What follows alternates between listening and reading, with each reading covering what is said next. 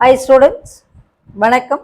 இப்போ என்ன பார்க்க போகிறோம்? இயல் 4 பயிற்சி 4.1 11ஆம் கணக்கு கொள்குறி வகை வினாக்கள். Choose the best.